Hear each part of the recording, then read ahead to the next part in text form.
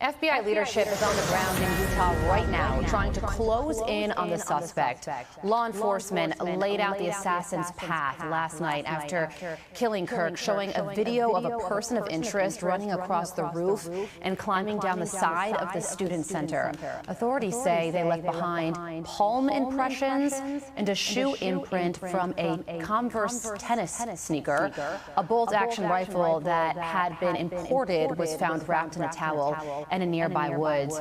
Joining me now to break this all down is private investigator Toby Braun, who has extensive experience in high-profile searches. Toby, thank you for joining us. 7,000 tips and an appeal to the public for more. So what is your assessment on where things stand right now? Good morning, Coley. Thanks for having me on. So first and foremost, my heart tonight, this morning hurts for Charlie's amazing wife and his two beautiful young daughters. It's really unimaginable what they're going through. And this is just an absolute tragedy. There's been an overwhelming amount of information and tips that came in. There's over 20 law enforcement agencies working this case around the clock. And I'm very confident, based on talking to my sources on the ground and everything that's been going on that they're going to find this guy very, very soon.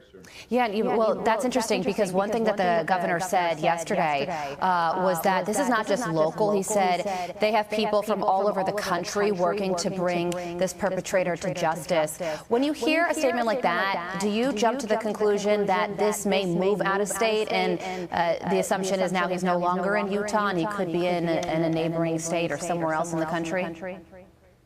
Yeah, it's certainly very possible right now. There's a lot of different dynamics happening here, a lot of different moving parts.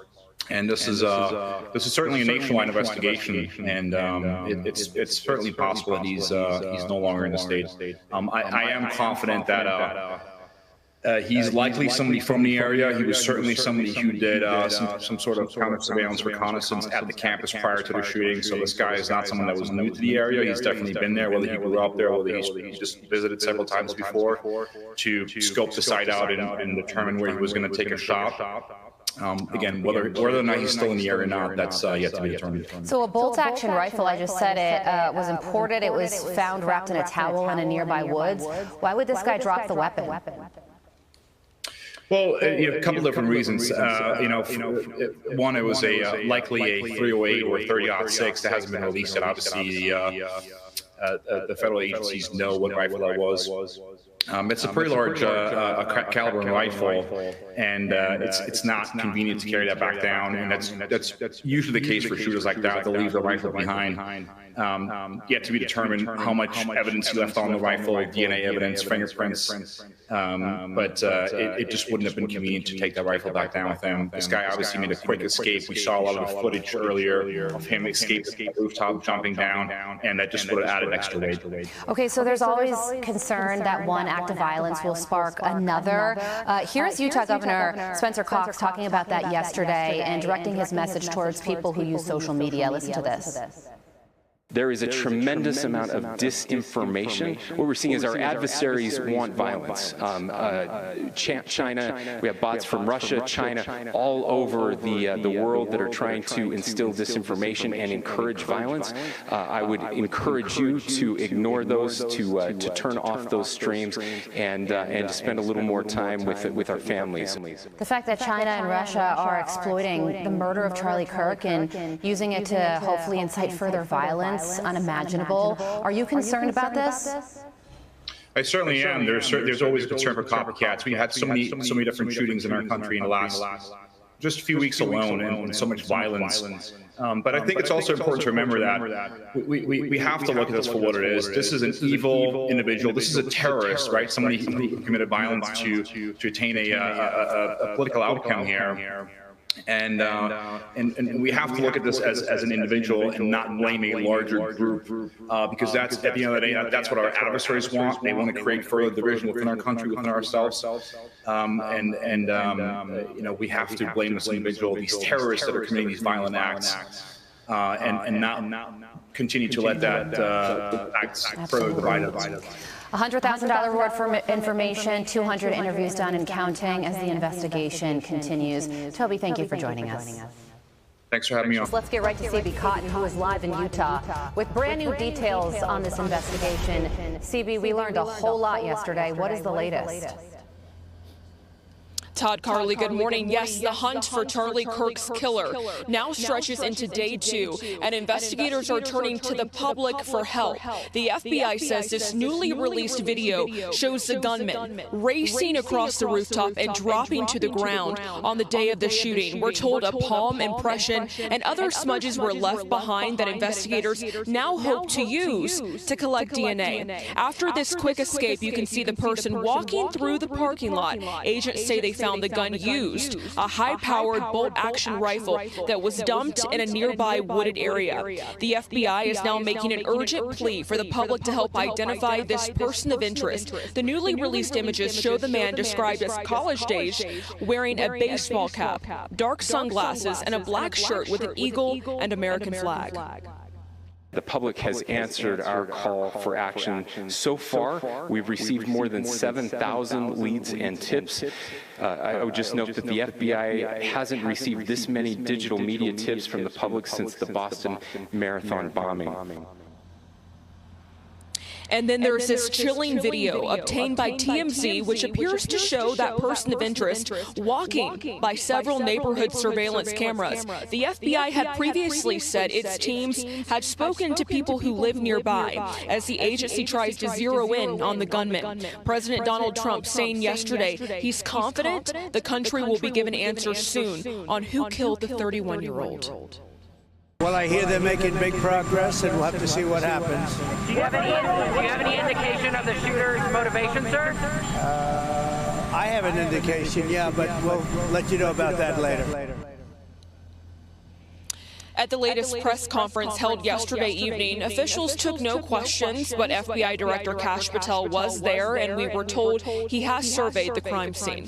Todd, Carly, back over to you. CB Cotton live for us in Utah. CB, thank you. Let's bring in retired FBI Supervisory Special Agent Scott Duffy. Scott, do you think the FBI knows the name, who this killer is? Yeah, good morning, Todd and Carly. From what I saw yesterday at the conference, they may have an idea, but they are in definite need of the public's help.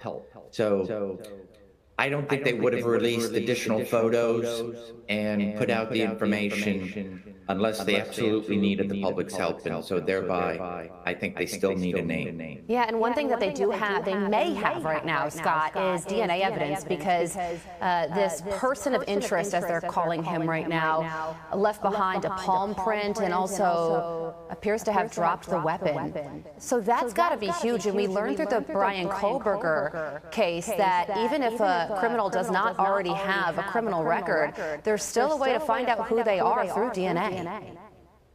Oh, yeah, so the DNA is going to be important. So you have a palm print, maybe fingerprints. That's going to help in order for the prosecution to be able to say the individual we have took palm prints, fingerprints, compared them, they're a match through a fingerprint expert. But the DNA is going to help them in lieu of having a name right now and being able to do an IgG or some genealogy investigation and be able to come up with a name. They need a name. Your specialty is actually fugitive hunting. But how do you hunt a fugitive that you haven't identified yet, if this is in fact the case? It's a great question, Todd. So yes, you're going to need a name in order to be able to pursue who you are looking for, in order to identify, locate, and arrest the shooter. So the fugitive aspect is working jointly with the homicide investigation, with the investigators who are looking to put the evidence together to say, this is the person who was the shooter, this is the person who we have put out that is in video. And so thereby, the fugitive aspect is, now that we have a name, let's go find him. And we now have images. I mean, we're looking at them right now, so we have some semblance of what this person looks like. Hair color, an estimation of age, body type. What do you make of the person we're seeing in these images when you look at them? Yeah, it's an individual, a young individual who is desperate. It is not a professional. I would agree that this is a person who has proficiency in firearms, at least in this particular firearm, to be able to take a shot, one shot, and to be able to hit their mark. They had a plan. We'll see how long that plan took place in order to get to this day. But this is also an individual who didn't have an exit plan. They were able to get off the roof and be able to get through a neighborhood and disappear. But there's plenty of evidence left behind to identify and put this person away. Scott, in your experience, is this killer more likely to be arrested or to eventually take their own life as authorities move in? Yeah, typically we see from a mass shooter, an active shooter, where the person, the shooter's life is cut short, either by taking their own life or that of a law enforcement intervention. This is a person that I believe is still on the loose, is alive, will be caught. So I think this person has a message to deliver, not only from this horrific shooting and the silencing of a voice, but I believe this person has additional information that they want to get out. And in the meantime, we heard from the governor yesterday say we may not have caught this person yet, but we're going to use our time wisely and prepare this case as a death penalty case, so we certainly know where things are going. Retired FBI Supervisory Special Agent Scott Duffy, thank you for joining us. Thank you, sir. Thank you.